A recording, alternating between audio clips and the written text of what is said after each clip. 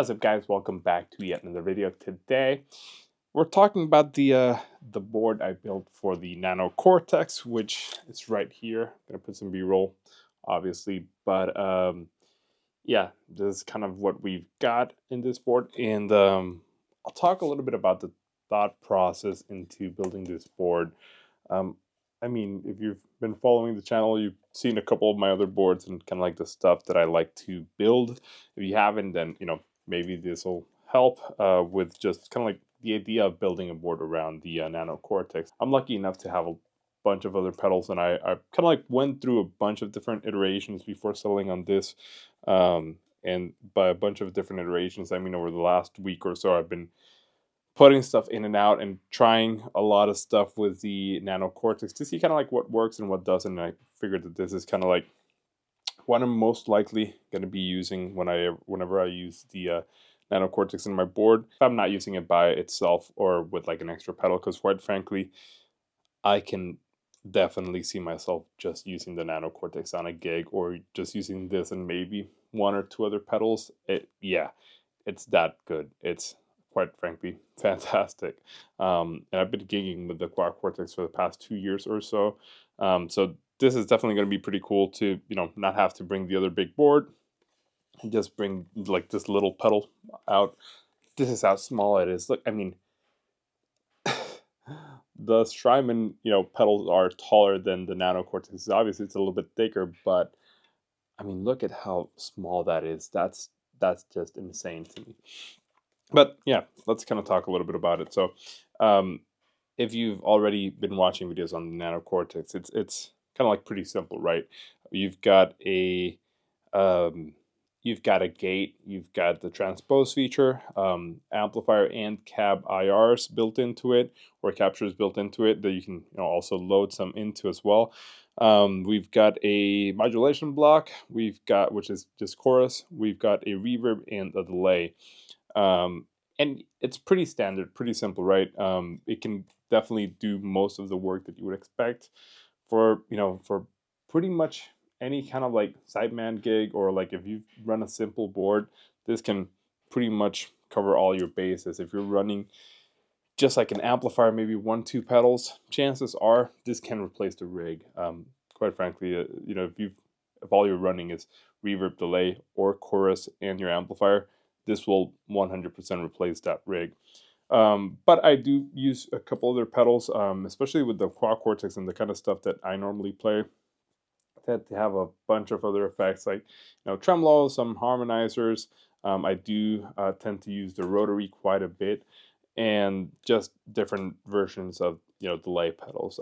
I absolutely love the Red Panda Particle, the Chase Blues, the Chase Bliss Mood, the RB500, which is a reverb and delay pedal by Boss. But yeah, kind of like that's what inspired me to build this board, right? To have something a little bit more compact and still have all of the variety that I particularly use. Saving some space essentially, and quite frankly, to have a lot of fun. I love pedals and tap dancing, and this is kind of like my response to that. I do still obviously see myself using the Quad Cortex board, especially live with my band. We have a lot of like stops that change, like effects change between one section of the song to another, and having the scenes on the Quad Cortex absolutely makes that seamless to me. So I don't see myself not using that.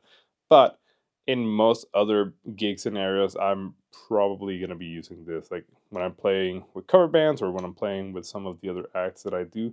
This is probably going to be my board for that.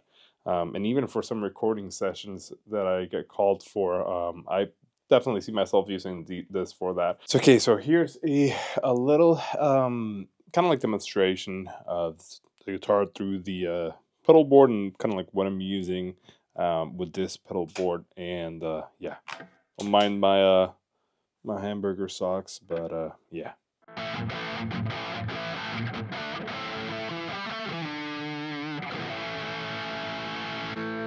So we've got distortion on the 2 or 1B, and the 1A we've got crunch.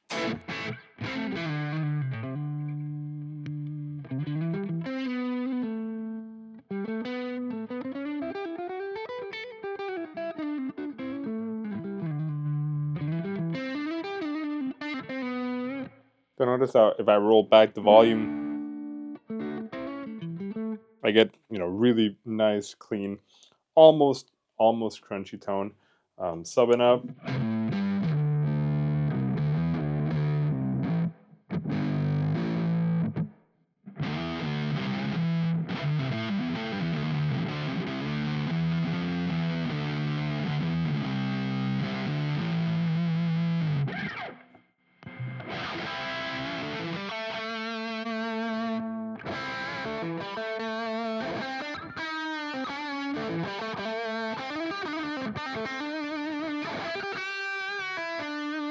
So using the Deco, kind of like to saturate quite a bit, so almost as a medium gain distortion pedal. I really like the Deco a lot for everything. Honestly, I'm not sure if I'm going to keep it there or move it into a different, you know, spot in the board, but yeah. So let's kind of go over the thought process of, you know, why I chose the pedals that I've got here. Right, we've got a compressor, pretty standard. I actually really like this one a lot. It's by J Rocket. Actually discontinued now at this point, but I think it's great. It you know, it's a really simple compressor, but it does what it's supposed to. So I like it a lot. We've got the 7-up, so that's just doing kind of like an octave down. Pretty simple. You know, got to dry quite a bit up because I do want my signal to come through still. We've got the Deco, which the Deco by itself is just one of those pedals that is a Swiss Army knife, but not a lot of people are hip into it. The double tracking side, I mean, it's pretty much a cassette deck, right? And kind of like you're driving whatever signal into it. You've got the tape saturation side, so you can do either classic or cassette mode, and then the double tracking portion can do chorus, can do delay. The lag time can create all sorts of crazy warble, so pretty neat pedal. And then after this, I'm going to the EP booster, which if you don't know about the EP booster, oh boy, you're in for a treat.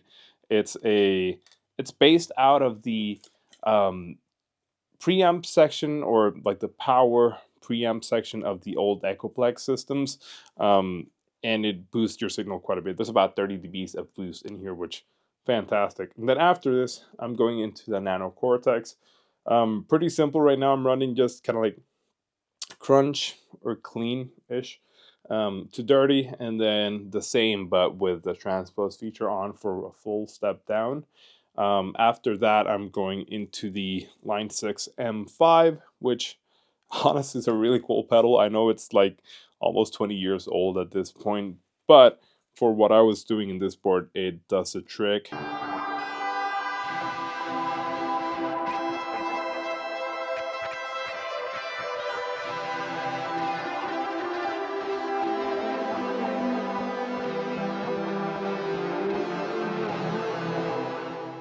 And I'm still hesitant about going with the HX1. At some point I probably will, but this one's got the metal chassis on it. You know, many great players still use this one because it's really easy to dial in.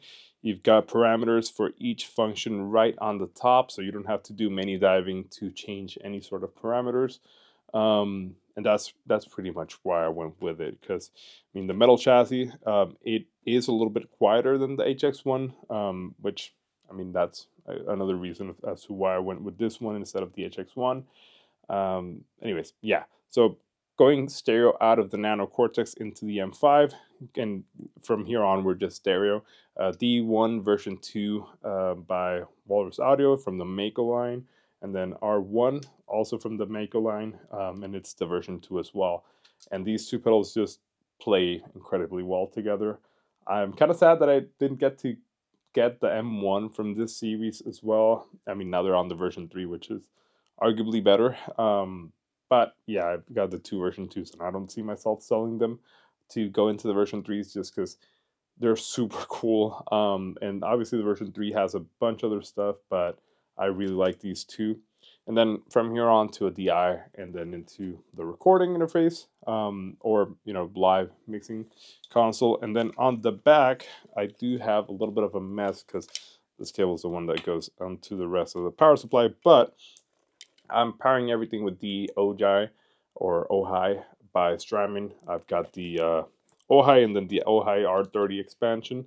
So yeah, pretty simple. This one's got the main power and then powering into this one. I am using 2 outlets of this one to power the Nano Cortex, because these all do 500 milliamps per channel. The Nano Cortex requires 600, so just using a voltage doubler to power that.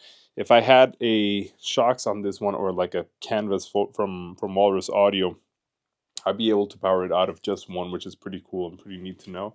I do also have the Crux by Shocks. That one can power the Quad Cortex. I mean, it's very powerful. But yeah, I figured that that works, just using 2 outlets.